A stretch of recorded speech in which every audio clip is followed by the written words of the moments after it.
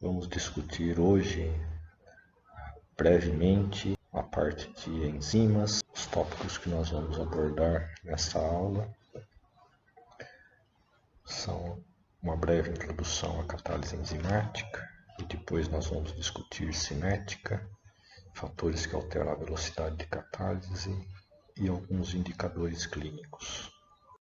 Bom, começando a falar da catálise, nós vamos discutir a partir deste gráfico a energia e o caminho da reação aonde os reagentes serão convertidos em produtos da catálise.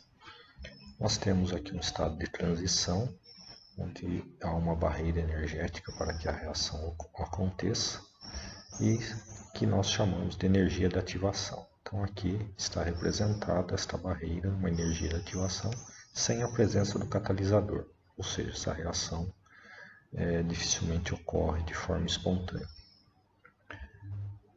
Na presença do catalisador, a energia de ativação fica bem menor e aí nós conseguimos, então, com a presença de enzimas no sistema vivo, conseguir fazer essas reações e produzir aquilo que precisa. Indo para a cinética,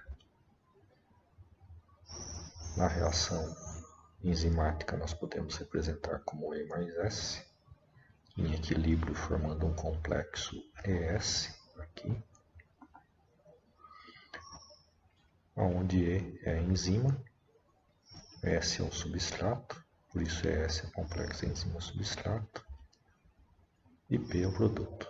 Exemplo de um reagente ou substrato, nós vamos ver aqui a reação da fosforilação da glicose a partir de glicose mais ATP, formando a glicose 6-fosfato, e o ADP, que é a adenosina difosfato. Esta reação é catalisada pelas enzimas glicoquinase no fígado e exoquinase no tecido extra-hepático.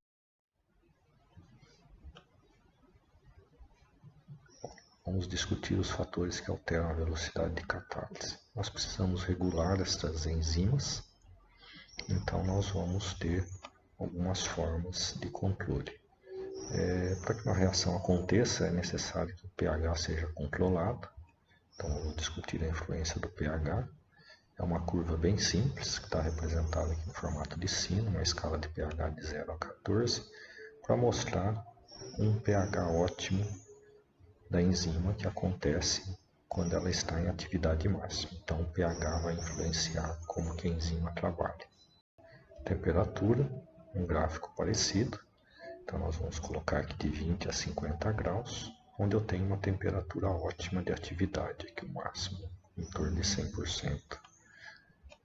E aqui eu represento a temperatura ótima em torno de 37 graus para os homeotermos. O substrato, que vai ditar a velocidade, então eu tenho uma certa quantidade de enzimas, e à medida que eu aumento o substrato, a velocidade vai aumentando até atingir uma velocidade máxima. Aí eu marco um ponto para determinar uma constante de reação, que é a metade da velocidade máxima. Então, V máximo por 2, aqui eu tenho um ponto onde tenho 50% da capacidade de catálise sendo utilizada. E neste ponto aqui, particularmente, seria 1 milimolar de substrato. Nós chamamos de Km, que é a constante de Michaelis-Menten. Na verdade, a definição de Km é que Km é igual à concentração de substrato necessária para atingir metade da velocidade máxima. Então esse é o conceito de Km. Quanto menor o Km, maior é a afinidade da enzima por aquele substrato. Então aqui é a reação, e isso vai levar à equação de Michaelis-Menten, onde uma velocidade qualquer, ou velocidade inicial de catálise, é igual a V máximo vezes a concentração de substrato, dividido pela constante mais a concentração de substrato. Se eu substituir aqui o S igual a Km ou igual a 1, nós chegamos à metade da velocidade, que V0 é igual a V máximo dividido por 2. Tentem fazer isso. Bom, é difícil determinar o V máximo por aquele gráfico, mas nós podemos transformar esta hipérbole em uma reta fazendo o duplo recíproco, ou seja, 1 sobre velocidade no eixo y, 1 sobre s no eixo x. O ponto onde x se aproxima de zero, nós vamos ter o V máximo, então o V máximo aqui é 0, 0. 1 sobre V máximo é 0, 0, 10, que vai dar um V máximo de 100. E aqui no outro ponto extremo à esquerda é a constante, o valor de x, onde eu obtenho metade da velocidade máxima. Então é menos 1 sobre km, obviamente porque não existe substrato negativo, mas matematicamente nós vamos encontrar o k nesse ponto aqui, que seria menos 1. E aí o k, resolvendo essa equação, que menos 1 dividido por km é igual a menos 1, km dá o valor 1 do gráfico anterior da hipérbole. Então, aqui tomando esse valor de y, 0,010, igual a 1 sobre V máximo, nós chegamos a V máximo sobre 100.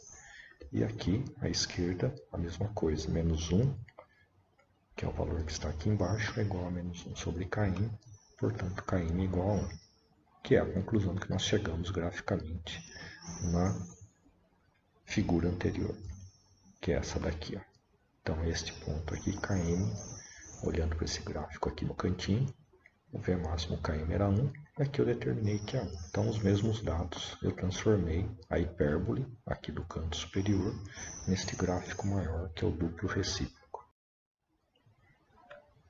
Enzima. A enzima também, a quantidade de enzima pode ser regulada pela expressão de uma célula, e se eu aumentar a enzima, obviamente a velocidade também aumenta. Então, aqui eu tenho uma concentração de substrato, as velocidades, o mesmo gráfico de Michaelis-Menten.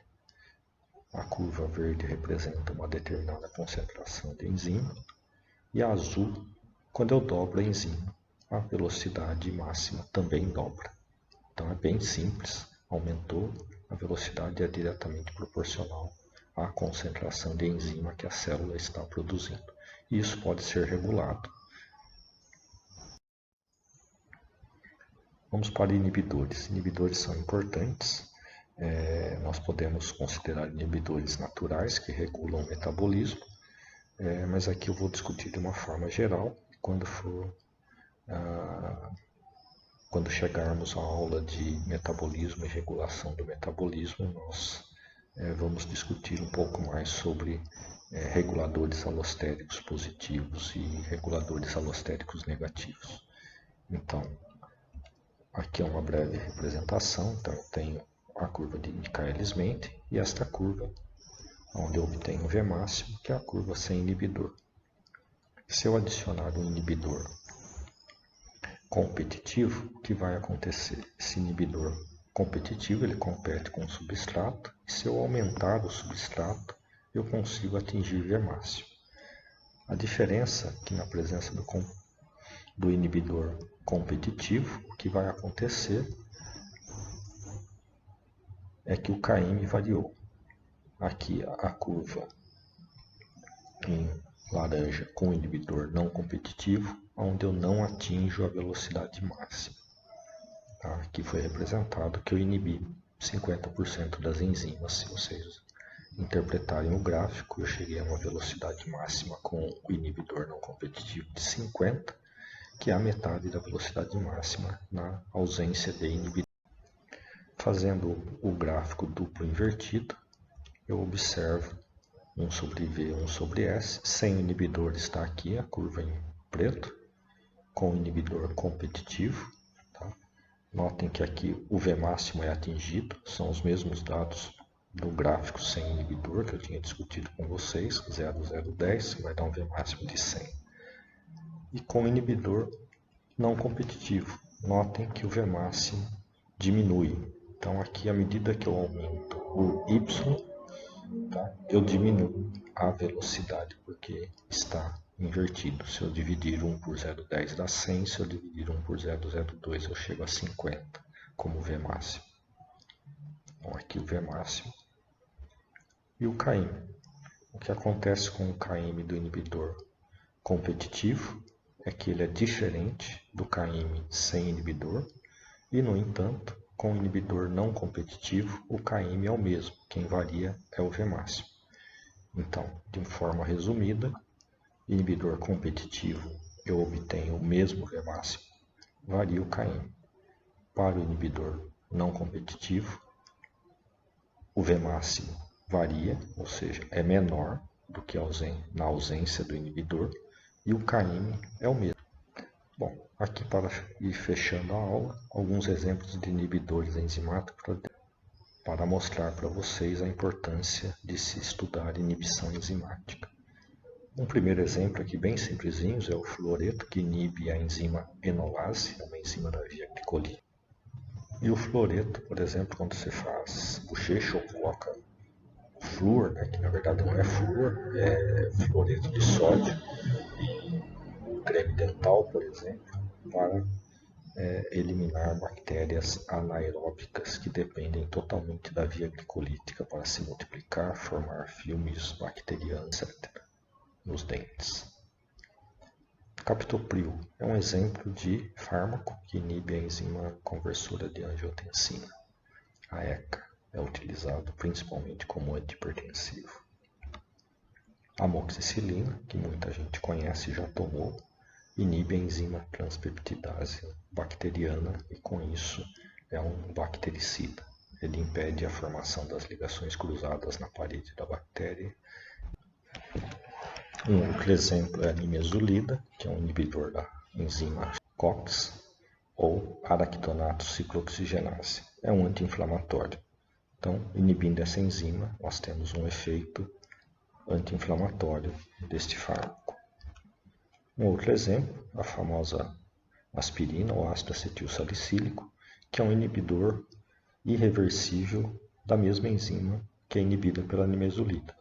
Por que é irreversível? Porque ele transfere o acetato do ácido acetil salicílico, então o grupo acetil acaba acetilando o sítio ativo da enzima.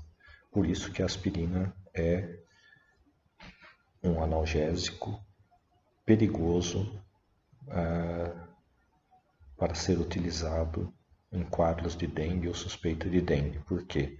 Ele acaba acetilando a COX das plaquetas irreversivelmente e ela acaba inutilizando essas plaquetas, que vai impedir a coagulação, a agregação plaquetária no processo de coagulação sanguínea. Bom, para isso, a aspirina também pode ser utilizado como anticoagulante por este motivo. Nenhum outro anti-inflamatório tem esta ação. E, por fim, um último exemplo, organofosforados que inibem a enzima acetilcolinesterase, outro inibidor irreversível, que acaba fosforilando o sítio ativo desta enzima acetilcolinesterase e causa. Dois exemplos de indicadores clínicos para fechar essa aula breve sobre enzimas. O primeiro exemplo são enzimas chamadas transaminases, que transferem grupamento amino entre os aminoácidos. Dois exemplos aqui, a TGO e TGP, que são abreviações técnicas. Para a TGO significa transaminase glutâmica oxálica e TGP, transaminase glutâmica pirúvica. Tá? Estas duas enzimas são indicadoras de função hepática. Então, se há uma lesão hepática, estas enzimas extravasam da célula, né, que está morrendo, a célula lesionada do fígado, os hepatócitos, e a sua concentração é elevada no plasma. Isso pode ser detectado por uma reação em laboratório de bioquímica clínica. A lactato deshidrogenase, que é um indicador de anemia hemolítica, porque ela está presente nas hemácias. Esta enzima é importante para o metabolismo da glicose nas hemácias de mamíferos, principalmente porque são células anaeróbicas, elas não têm mitocôndria, então toda síntese de ATP depende da via glicolítica. E esta enzima lactato deshidrogenase, ela faz parte da etapa de regeneração de coenzimas oxidadas para que a via glicolítica continue oxidando glicose. Bom, era isso por hora. Havendo dúvidas, mande um e-mail. Até a próxima.